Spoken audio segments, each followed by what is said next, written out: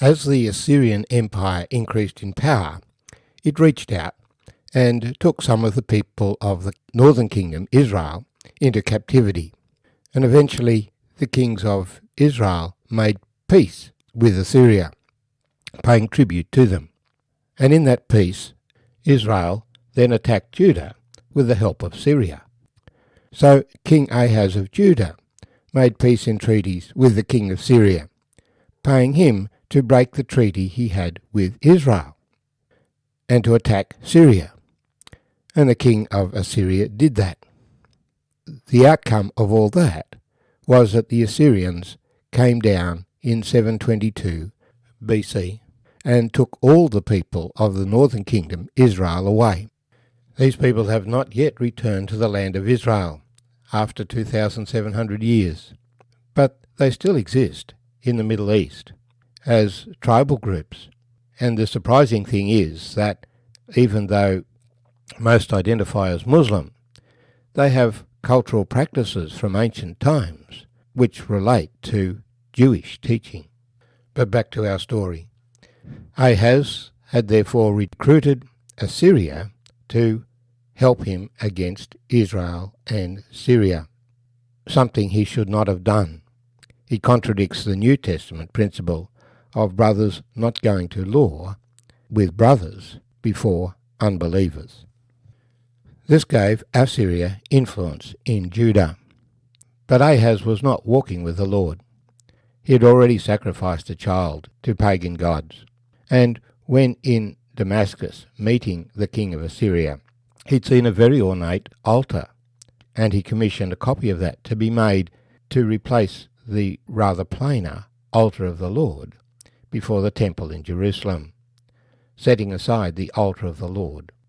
In this way, Ahaz is not walking in the ways of God. After 16 years he died, and it came to pass in the 3rd year of Hoshea the son of Elah king of Israel, that Hezekiah the son of Ahaz king of Judah began to reign. He was 25 years old when he became king, and he reigned 29 years in Jerusalem. His mother's name was Abi, the daughter of Zechariah.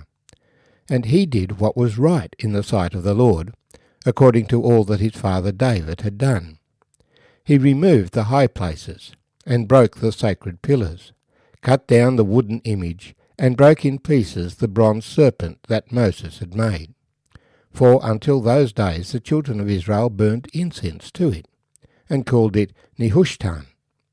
He trusted in the Lord God of Israel, so that after him was none like him among all the kings of Judah, nor who were before him. And he held fast to the Lord. He did not depart from following him, but kept his commandments, which the Lord had commanded Moses. And the Lord was with him. He prospered wherever he went. And he rebelled against the king of Assyria, and did not serve him. He subdued the Philistines as far as Gaza and its territory, from watchtower to fortified city. Now it came to pass in the 4th year of King Hezekiah, which was the 7th year of Hoshea the son of Elah, king of Israel, that Shalmaneser king of Assyria came up against Samaria and besieged it. And at the end of 3 years they took it. In the 6th year of Hezekiah, that is the 9th year of Hoshea king of Israel, Samaria was taken.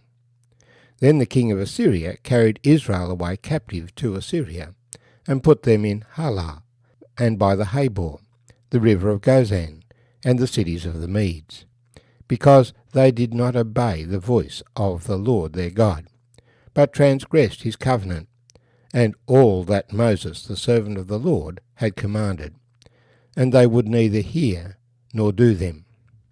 And in the 14th year of King Hezekiah, Sennacherib king of Assyria came up against all the fortified cities of Judah, and took them. Then Hezekiah king of Judah sent to the king of Assyria at Lachish, saying, I have done wrong. Turn away from me. Whatever you impose on me I will pay. And the king of Assyria assessed Hezekiah king of Judah 300 talents of silver and 30 talents of gold.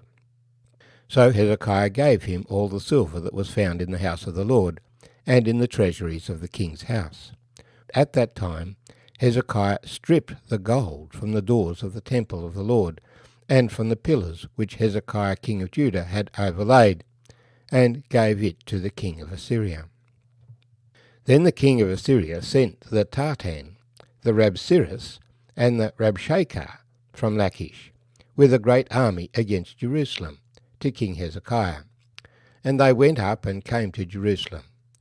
When they had come up, they went and stood by the aqueduct from the upper pool, which was on the highway to the fuller's field. And when they had called to the king, Eliakim the son of Hilkiah, who was over the household, Shebna the scribe, and Joah the son of Asaph the recorder came out to him. Then the Rabshakeh said to them, Say now to Hezekiah, Thus says the great king, the king of Assyria, What confidence is this in which you trust? You speak of having plans and power for war, but they are mere words. And in whom do you put your trust that you rebel against me? Now look, you are trusting in the staff of this broken reed, Egypt, on which if a man leans, it will go into his hand and pierce it. So is Pharaoh king of Egypt to all who trust him. But if you say to me, We trust in the Lord our God, is it not he whose high places and whose altars Hezekiah has taken away, and said to Judah and Jerusalem, You shall worship before this altar in Jerusalem? Now therefore I urge you, give a pledge to my master the king of Assyria, and I will give you 2,000 horses, if you are able on your part to put riders on them. How then will you repel one captain of the least of my master's servants, and put your trust in Egypt for chariots and horsemen? Have I now come up without the Lord against this place to destroy it?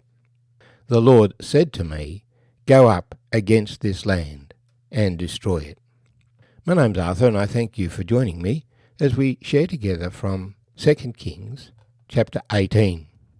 Hezekiah is completely different from his father Ahaz. The reason is Isaiah the prophet. In the year that King Uzziah died, Isaiah saw a great vision of the Lord, as recorded in Isaiah chapter 6. This dramatic vision occurred 3 years before Hezekiah was born. And so all through Hezekiah's life, he had been subject to the influence and ministry of Isaiah the prophet. His father hadn't taken much notice of Isaiah, but young Hezekiah did heed the message. He trusted in the Lord like none before him or after him among the kings of Judah, and he did the things that the Lord wanted. Consequently, the Lord blessed him greatly. For hundreds of years, the high places had been accepted as part of the worship. Although they came up to Jerusalem to worship, there were many sacred places on tops of hills.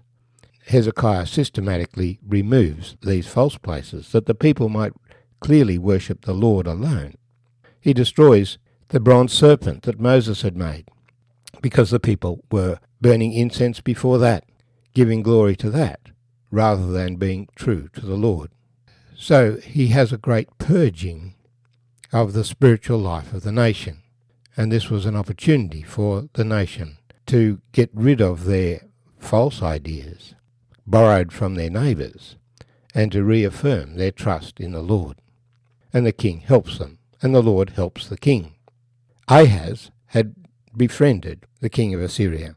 Hezekiah breaks off that treaty because he realizes it is not right.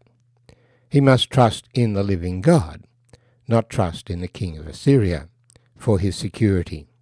And he sees the king of Assyria coming up against Samaria. Hoshea, king of Samaria, had rebelled against the king of Assyria. Eventually, after a 3-year siege, they are all taken away. And this is what the Lord had warned the whole nation, that if they didn't walk in God's ways, they would be exiled among the nations. They would not be wiped out, and God has kept them as his people through the centuries, but they would be exiled.